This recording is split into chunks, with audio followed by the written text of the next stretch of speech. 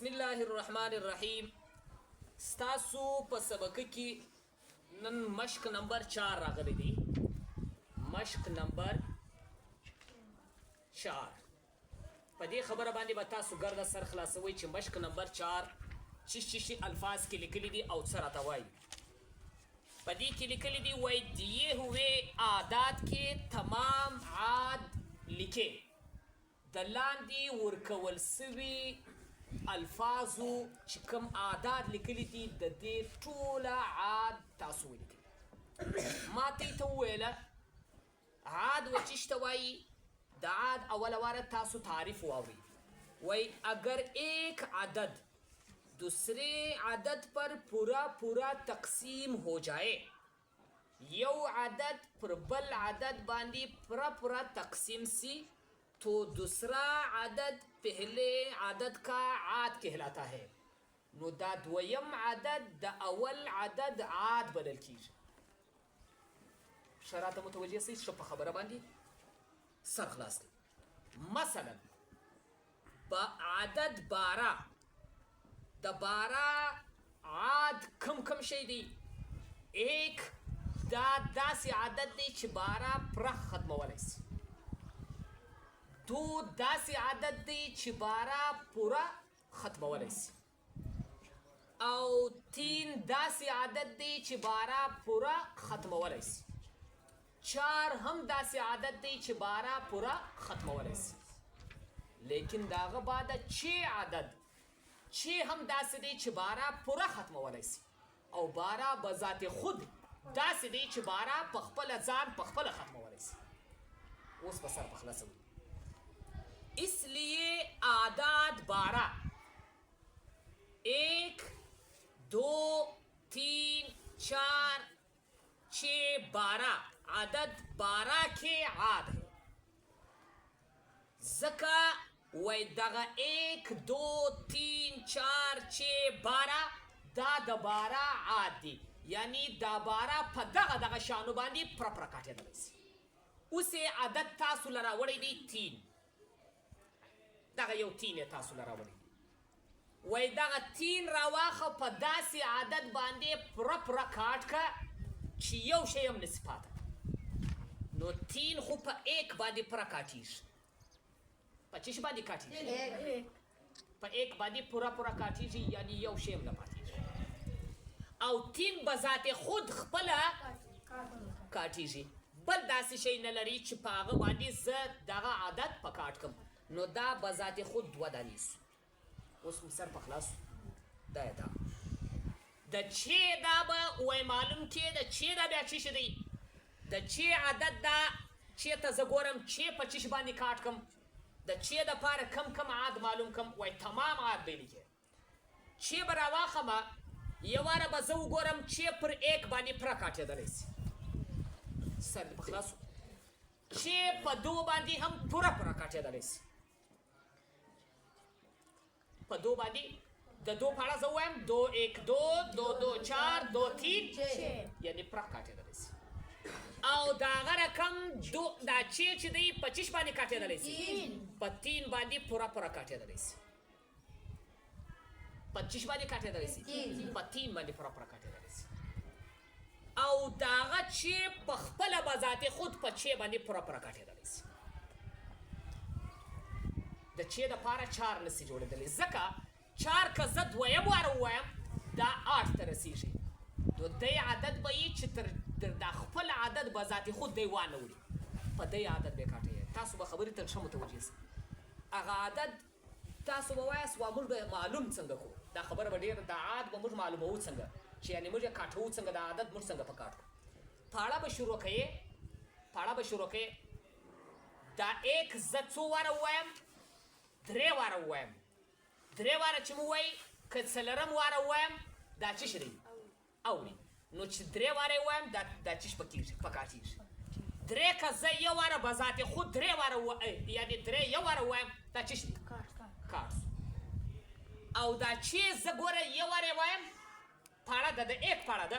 1 مې ووایي تر 6 پورې مې ورسوئ په هاخوا باندې اضافي بیا تر 6 اوري عدد. تر دغه کم عدد چې ورته منتخبه کړی دی تر دې به عدد نه اړی. بس زیاته چې په هر شي کاټئ. اوس په خبرې ته متوجه سه. څنګه خبره مې درته وکړه؟ حکمت الله جانه زما په خبره باندې به ستا سر خلاص وي. خبره مې دا درته وکړله چې کوم عادت تا ورته منتخبه کړی دي چې یعنې دغه عادت به زه کاټوم، نو دا په چا چې ته کاټې که یو واره ور ورسېدی، که دوه واره ور ورسېدی، که په درې واره ور ورسېدی، که په پنځه واره، په هر څومره عادت چې دا ور رسېږي هغه عادت به چیش کوې په کاټې. که پنځه واره باندې ور ورسېدی هم بس کافي دی. تر ابه نړۍ بس تر ابه نړۍ بس دا د دې لپاره دا عادت سو یعنی عادت دې بدل کیږي. دا یوه خبره. بل وای دیے ہوئے عادات دویم خبریں کرے دم وای دیے ہوئے عادات کا چھوٹے سے چھوٹا عاد معلوم کرے. په دې خبره باندې به هم تاسو سره خلاصوي. دا هم په 6 او 7 کې دا سبق ستا. وای دا د لاندې ورکول سوي عاداتو تر ټولو کوچنی عادت به یعنی تر ټولو کوچنی عاد به زه معلوموم. څه مطلب؟ ګوره راته متوجه سئ. دا سبق به ستاسو په سبق کې راسي. په شپږم او اووم والا ته به دا سبق راسي. ښه راته متوجه سئ. دا 36 دی. دا 36 په چیش باندې کاټېږي. 36 په 1 باندې پوره کاټېږي. یعنی دا 1 دی دی. ګوره خبرې ته متوجه سئ. په دې خبره باندې به تاسو سره خلاصوي. دا 1 که څه هم د دلته راوړی دی په کتاب کې، لیکن دا 1 ته اعتبار نسته. دا 1 ته اعتبار نسته. دا 1 ته اعتبار په یو ځای کې هم نه ورکول کېږي. په نورو غټو کتابو کې بیا اعتبار نه دی ورکړی، خو دلته په دا کتاب کې اعتبار ورکړی دی. دا 3 وای ګوره د 3 لپاره به ذات خود خالی 3 دی بس. د دې صدا یو کاټ کا 2 دا 3 دی چیرې سرم په خلاص دی. وای دا 36 زه په دا 1 باندې زه نه کاټوم. پر 36 پر 1 باندې نه کاټوم. یعنی که زه شمار کوم زه پروا نه کوي با شمار کوي یا نه شمارم. راځم دا 36 پر 2 باندې پوره کاټېدلی سي. څنګه کاټېدلی سي؟ 18 2 36 پر 2 باندې پوره کاټ سو. دا 36 پر 100 باندې کاټېدلی سي. پر 3 باندې 12 3 36 پر 3 باندې کاټېږي. دا 36 پر 4 باندې کاټېدلی سي که نه سي کاټېدلی سي؟ 4 9 36 شابه زبردست پر 4 باندې کاټېدلی سي. دا 36 پر 100 باندې کاټېدلی سي. پر 5 باندې نسی کاټېدلی ځکه چې 5 ووایم 5 7 35 بیا 5 8 40 واوښتې تر ما دا وویله چې نه به راکمیږم نه به زیاتېږم بلکل به فکس کاټوم. نو چیب د چې په اړه ده په چې باندې زه پوره کاټوم. په 7 باندې بیا نه کاټېږي. په 8 باندې نه کاټېږي. 8 4 32 بیا 8 5 40 واوښتې تر بیا په 9 باندې کاټېږي. 9 4 36 په 9 باندې کاټېږي. بیا دغه باندې په څو باندې کاټېږي؟ په 12 باندې. په 12 باندې کاټېږي. 12 باندې کاټ سو. بیا دغه باندې په څو باندې کاټ سو؟ په 13 نه کاټېږي. په 14 نه کاټېږي. په 15 نه کاټېږي. 16 باندې نه کاټېږي. په 17 هم نه کاټېږي. په 18 بیا کاټېږي. ښه 18 او بیا 36 په خپله به ذات خود په 36 باندې کاټېږي. بیا 36 په ذات خود په چیش باندې کاټېږي. اوس د دې تر ټولو کوچنی عاد چې دی هغه ډول د دې ټولو کوچنی عاد څه شی دی؟ دو ده. د ټولو کوچنی عاد د دې څه شی ده؟ دو ده. اوس به تاسو په دې خبره باندې سر خلاص کوي. مشق نمبر دا دی. ګوره سوال یې تاسو درته حل کړی دی. ستاسو سوال درته حل دی. ګوره سوال نمبر 200 وای د دې تر ټولو کوچنی عاد څه شی دی؟ دو ده. هلته چې دا کوم خبره ما درته ویله هغه 1 چې موږ کوم راوستی دلته په دغه 1 ته په دا اول سوال کې اعتبار ورکړه. هېڅ مشکل نه دی. په اول سوال کې څه دی؟ اعتبار ورکړه. لیکن په دا دویم سوال کې اعتبار نسته ورته. زه به چیش کېږم زه به تر ټولو کوچنی عاد د دې لپاره چیش کوم؟ دو کوم. څه شی دی؟ دو د دې لپاره عاد سو. دا ستاسو د سبق د خلاصه.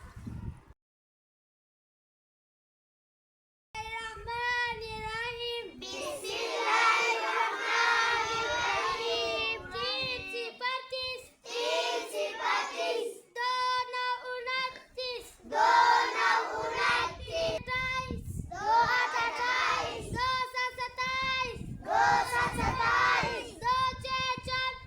5, 25, 2, 5, 25, 2, 5, 25.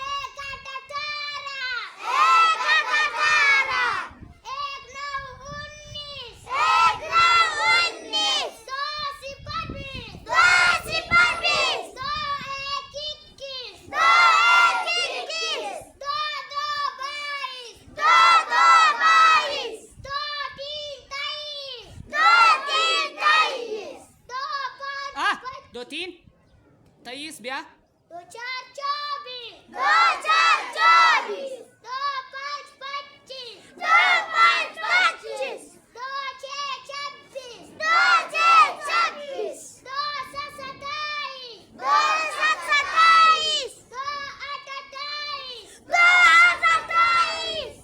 28 2 9 29 2 9 29 30 30 الرحمن الرحيم بسم الله الرحمن الرحيم الفابت الفابت من حروف التهدي الفابت من حروف التهدي فور F O U R فور مانيجر T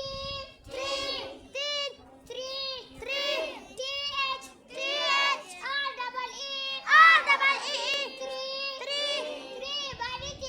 three mannequin two two manido one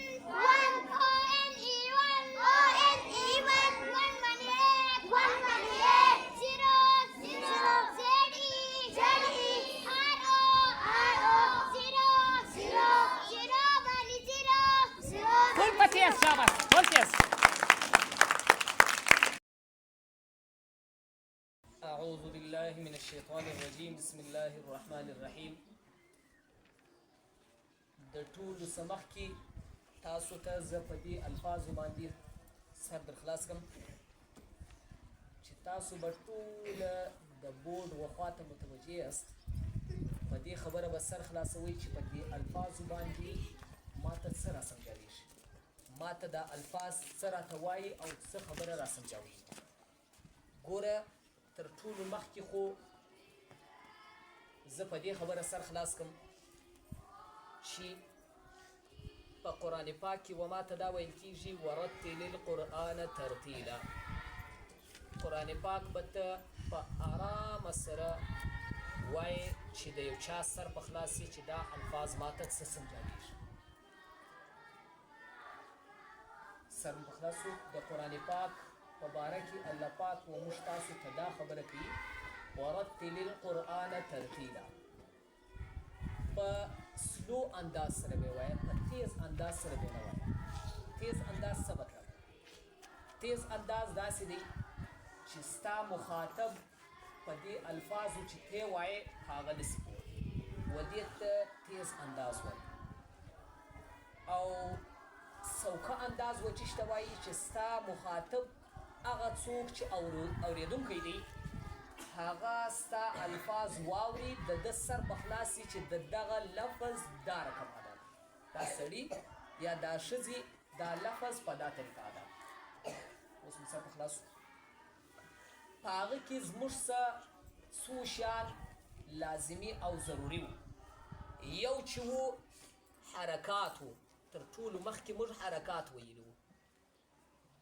په حرکاتو به ستا سر خلاص وي چې حرکات به زه څه رقم وایم. دویمه خبره و ما ته تنوین ویل سوې وه. تنوین معنی دو زبر دو زیر دو سلو انداز. هیڅ چاته ما دا نه دي ویلي چې ته په تیز انداز راته ووایه، موږ د هغه خبره کوو، خو خبره واضح بیانېدل لازمي دي. یو یخ نه یاست نیولي ګرده ما ته متوجه سي. د هغه بعده درېیمه خبره ما ته د کړي حرکاتو ده. کړي حرکات ولاړ حرکتونه به ما ته رامعلومي چې ولاړ حرکتونه زه څنګه ووایم. کړي حرکات، د کړي حرکاتو بعده بیا به ما ته حروف مده رامعلوموي. حروف مده ولي راته متوجه اوسئ. د هغه بعده به بیا ما ته جزم رامعلومي، بیا به ما ته تشدید رامعلومي،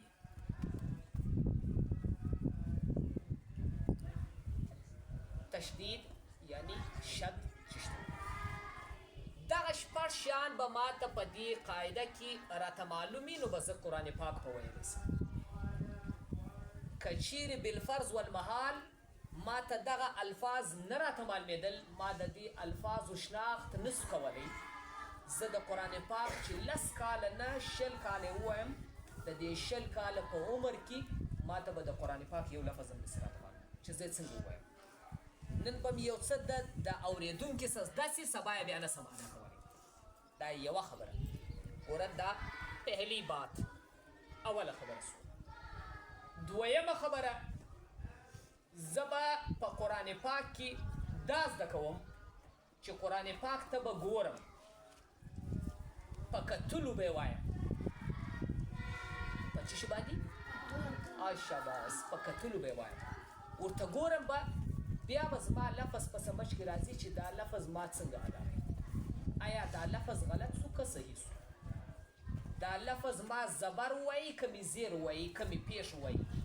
ځکه که چیرې ته نه ورته ګورې، ته به د زبر پر ځای باندې زیر وایې، د زیر پر ځای باندې به بیا پیش وایې، د پیش پر ځای باندې چې هر تورې تا ته په مخه درغلی بس هغه به ته وایې، ځکه چې تا ورته کتل نه په الفاظو. په دې دویمه خبره چې شوه دیکنا. دویمه خبره زموږ دا چې ده کتل، ورته ګورم به، قرآن پاک ته به زه ګورم.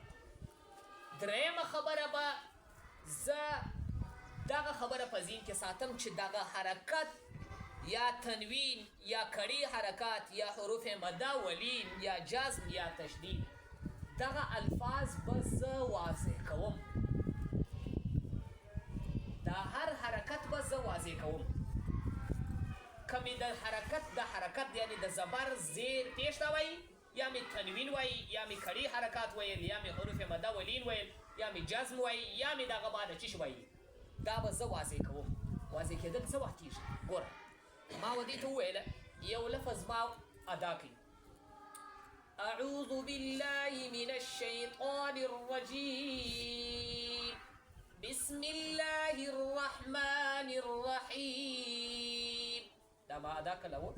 زه اوس وایم الحمد لله رب العالمين الرحمن الرحيم مالك يوم الدين إياك نعبد وإياك نستعين.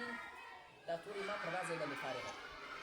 اوس که چیرې زه دا الفاظ داسې ووایم أعوذ بالله من الشيطان الرجيم بسم الله الرحمن الرحيم الحمد لله رب العالمين الرحمن الرحيم مالك يوم الدين إياك نعبد وإياك نستعين، الفاظ ته ادا البته دا نسو درته معلوم چې دغه تا حرکت څنګه ووایي، تنوین دې څنګه ووایي، دو زبر دو زیر یعنی دو پیش، یا کړي حرکات ولاړ زبر ولاړ زیر او الټا پیش او حروف مده ولین او جزم او تشدید، دا تا څنګه ادا کړه؟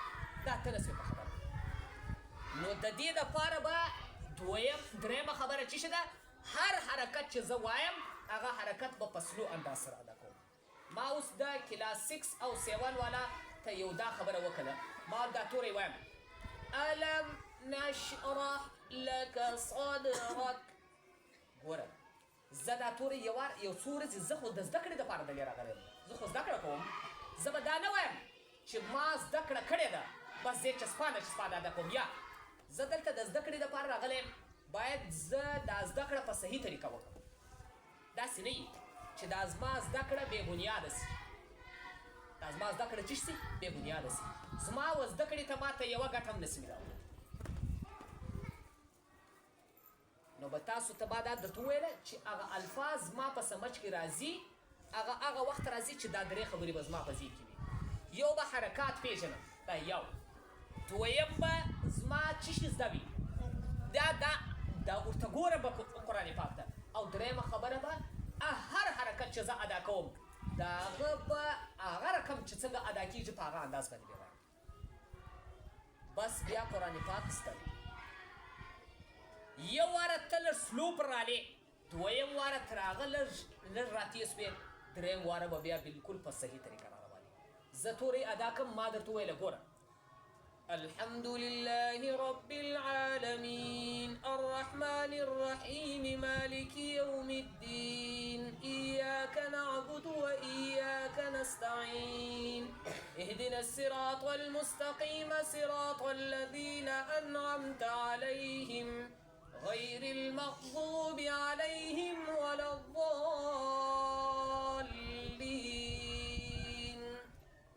ألف لام ميم.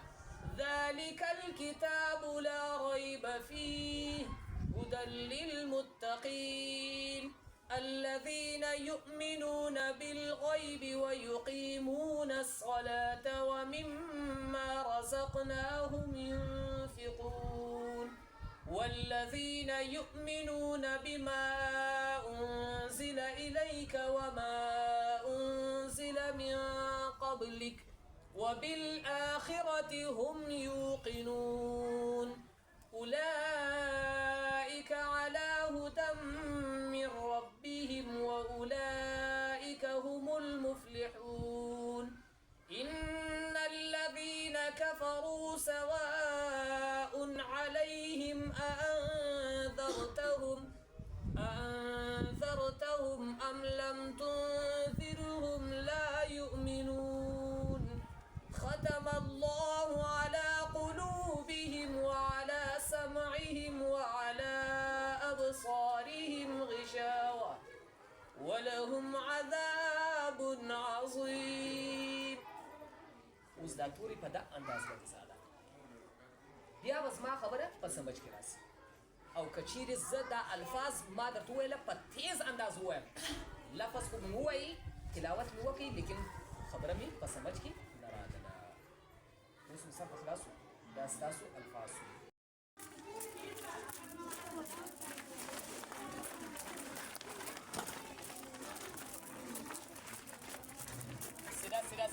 سیده سلو